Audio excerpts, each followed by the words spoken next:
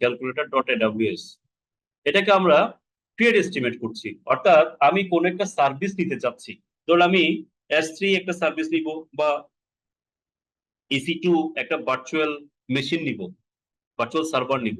সেক্ষেত্রে আমি প্রথমে এখানে কি দিচ্ছি দেখেন তো, কি আছে দেখেন তো, চুজ এ লোকেশন। আপনার কথাই বলি, ধরুন আমি আমি জানি বাংলাদেশের কাছাকাছি জোন হচ্ছে কি এশিয়া প্যাসিফিক, এশিয়া। এখানে এখানে সেখানে এশিয়াতে যাই, হংকং হইতে পারে, হায়দ্রাবাদ হতে পারে, জাকার্তা হতে পারে, মেলবোর্ন হতে পারে, মুম্বাই হতে পারে, সে আমি মুম্বাই ধরলাম।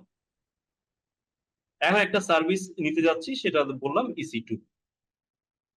EC2 হচ্ছে একটা ভার্চুয়াল সার্ভার নিতে চাচ্ছি। আমি এটাকে কনফিগার করলাম। কনফিগার মিনস হচ্ছে জাস্ট আমি কনফিগার বলতে আমি আসলে এই যে সার্ভার নিব, সার্ভারে কি কি থাকবে, এটা কি শেয়ার্ড হবে নাকি ডেডিকেটেড হবে। শেয়ার্ড মিনস হচ্ছে কি এই ইনস্ট্যান্স আপনি যেমন ইউজ করছেন তেমনি আরো অনেকে ইউজ করছে, বাট আপনি আপনার পোর্শন ইউজ করছেন, আরেকজন আরেকজনের পোর্শন ইউজ করছে। এবং এই অপারেটিং সিস্টেমটা, এই ইনস্ট্যান্স যেটা ভার্চুয়াল সার্ভার আমি যেটা নিতে যাচ্ছি, সেটার অপারেটিং সিস্টেমটা কি থাকবে, লিনাক্স থাকবে না অন্য কিছু থাকবে, সে ওয়ার্কলোডটা কি হবে, অর্থাৎ এই সার্ভারে আমি যে রিসোর্স গুলো রাখবো সেটা ওয়ার্কলোডটা কিরকম হবে, সেটা কনস্ট্যান্ট বা একটা নর্মাল ইউসেজ, এটা ডেইলি পিক থাকতে পারে, উইকলি স্পাইক থাকতে পারে, মান্থলি স্পাইক থাকতে পারবে, সেই জন্য এখানে ইনফরমেশন গুলো দিলাম।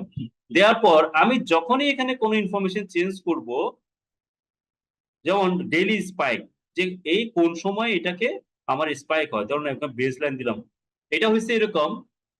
ডেইলি স্পাইক বলতে কি বোঝাচ্ছি, ধরুন আমি একটা ভার্চুয়াল সার্ভার নিয়েছি কোন একটা কাজ করার জন্য। এখন দেখা গেল কি এই দিনগুলোতে বা কোন একটা পার্টিকুলার দিনে দেখা যাচ্ছে কি এটা রিসোর্সটা অনেক বেশি হিট হয় এখানে।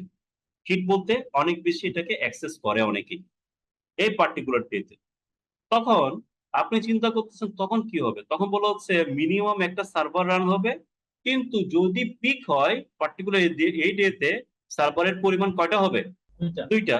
এবং এই দুইটা মেশিন যে যে পিকটা হইলো, এটা কতক্ষণ পর্যন্ত লাস্ট করবে। দেখেন এখানে ভ্যালু গুলো বাড়ানো কমানোর সাথে সাথে এখানেও কি হয়ে যাবে, ভ্যালু বাড়বে কমবে। একটু লক্ষ্য করবেন এখানে ভ্যালু বাড়বে কমবে। এখানে 8 আওয়ার দিচ্ছি, আমি এখানে দিলাম কি 1 আওয়ার, বলা হচ্ছে এরকম দিলাম। তখন দেখেন আগে কত ছিল এখন কত হয়ে গেছে।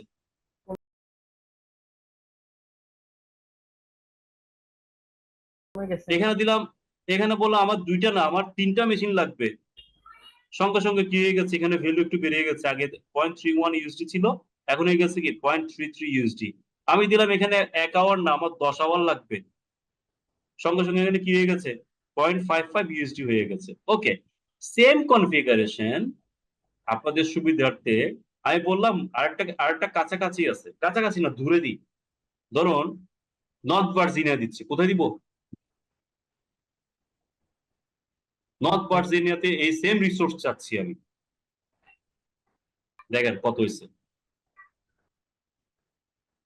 সেম রিসোর্স আমি, আপনার লোকেশন অনুসারে সে আপনাকে ক্যালকুলেট করবে। এখন ব্যাপারটা হচ্ছে এরকম, আপনার যে মনে হচ্ছে একজন কোয়েশ্চেন করলেন না যে এটা অনেক দূরে, কিন্তু তারপর এটা কস্টিং কম হচ্ছে কেন, কেন কম হচ্ছে, কারণ হচ্ছে ধরুন ওইখানে আসলে সার্ভারই বেশি ইউজ হয় না, ওখানে এটাতে কি হয় লোড কম, ওইটাতে আপনার জন্য অ্যাভেলেবেল রিসোর্স আছে, কিন্তু যেখানে লোড বেশি সেখানে আপনার কাছাকাছি হলেও তার প্রাইস বেশি হবে।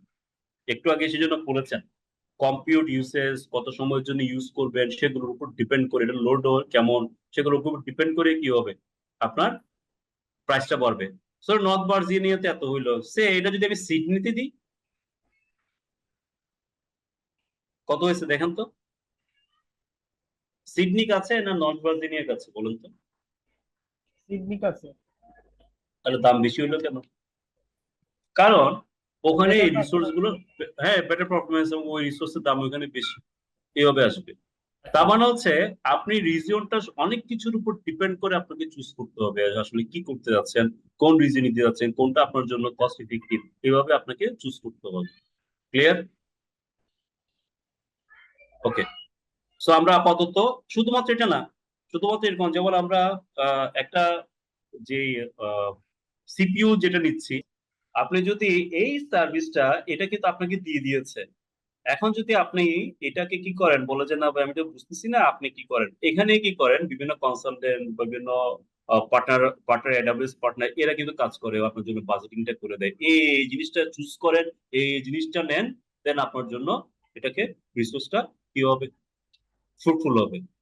বাট এটা আপনাকেও কি করতে হবে, বুঝতে হবে। সেজন্য এডাব্লিউএস আপনার জন্য এটা দিয়ে দিয়েছে, calculator.aws। এটা কিন্তু কোনো এরকম না যে আপনি কারো কাছে ধার নিচ্ছেন, এডাব্লিউএস দিয়ে দিয়েছে বা এইভাবেই করো, তুমি নিজে বুঝো যে আসলে কোনটা কি লাগবে। সে আমাদের এখন যে ওএসটা যেখানে রান করাচ্ছি, আমরা অনেক সময় বলি না যে আমার মেশিনটা পাওয়ারফুল হতে হবে, তাহলে হয়তো আমার এই সার্ভিসটা ভালো হবে। তেমনি যেমন আমরা কি করি, ইন্টেলের প্রসেসর নেই, আমরা এমডি ক্যাসিক্স এর প্রসেসর নেই, তেমনি এখানেও এগুলোকে আমরা বলি ইনস্টেন্স নেম, এগুলো টাইপ, ফ্যামিলি। অর্থাৎ আমি এগুলোই কি করতে পারি, চুজ করতে পারি। এগুলো চুজ করার উপরও আপনার দামটা বেড়ে যাবে, কমবে।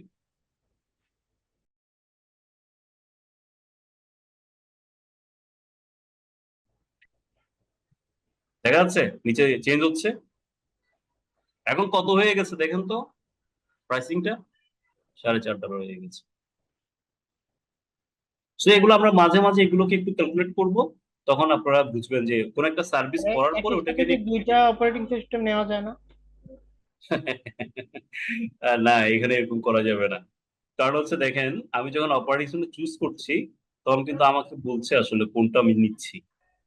ঠিক আছে, choose the operating system to run your Amazon EC2 instances.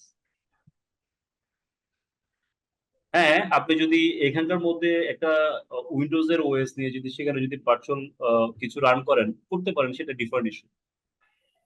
লিনাক্সে নিয়ে যদি কেভিএম ইউজ করেন, সেটা তো কেভিএম এর উপর আরো মেশিন বসান, কেউ নিষেধ করবেন আপনাকে, এটা আপনাকে নিজেকেই তৈরি করে নিতে হবে। বাট ওরা যে অপারেশন দিচ্ছে, সেটা কিন্তু একটাই ইনস্ট্যান্স জন্য একটাই দিবে। ঠিক আছে, ওকে। মানে T3 T1 এগুলো একটু করে বলি, এই ভ্যালু গুলো দেখেই বুঝে যায় যে আসলে ধরেন এমন কিছু কাজ করতেছেন যেগুলো জেনারেল কাজ, নর্মাল ওয়ার্কলোড, তখন আমরা জেনারেল একটা ফ্যামিলি চুজ করি, সেটাকে আমরা টি ফ্যামিলি, এটাকে আমরা কি বলি, টি ফ্যামিলি। কিন্তু কিছু কিছু কাজ আছে যেখানে আসলে কি মানে মেমোরিটা অপটিমাইজ বেশি হবে, তখন আমি এই ফ্যামিলি চুজ করবো না, তখন আমি অন্য ফ্যামিলি চুজ করবো। এই যেখানে অনেক ধরনের ফ্যামিলি আছে না, এই ফ্যামিলি গুলো কোনটার কি মিনিং, সেগুলো আমরা পড়বো এক সময়। এম সিরিজ আছে, টি সিরিজ আছে, আই সিরিজ আছে, এইচ সিরিজ আছে, জি সিরিজ আছে, সেগুলো আমরা এখানে পড়বো। ঠিক আছে, ধরুন আমি নেটওয়ার্ক পারফরমেন্সটা বাড়াতে চাচ্ছি, নেটওয়ার্ক পারফরমেন্স ভেরি লো, তো এগুলোর উপর ডিপেন্ড করে কিন্তু এখানে ফ্যামিলি কিন্তু অটোমেটেড চেঞ্জও হয়ে যেতে পারে। সেগুলো আমরা পরে দেখবো যখন আমরা এগুলো বুঝবো। আমরা এখনো কিন্তু ভার্চুয়াল সার্ভার গুলো নেওয়াটা আমরা ওগুলো পড়িনি, এখন EC2 পড়ি নেই। আমি যে সার্ভিসটা নিয়ে একটু ক্যালকুলেশন করছিলাম, সেটার নাম হচ্ছে কি EC2। সেজন্য যেহেতু আমরা এটা এখনো পড়ি নাই, তো এই EC2 যখন পড়তে যাব, তখন আমরা এই সব জিনিসই পড়বো। তো তখন আর ক্লিয়ার হয়ে যাবে। স্যার আমি জাস্ট একটু এটা ব্যাখ্যা করার কারণ হচ্ছে ক্যালকুলেশনটা বোঝা, আপনি নিজে ক্যালকুলেট করতে পারেন সার্ভিস কোনটার সময় কোথায় হবে। আপনি একটু আগে বললেন একজন যে আমি রিসোর্স নিতে চাবো, এবং কোন রিজিয়ন থেকে নিব, আমার জন্য কস্ট ইফেক্টিভ হবে কিনা, সেটাও করতে হলে আমাকে এখানেই আসতে হবে।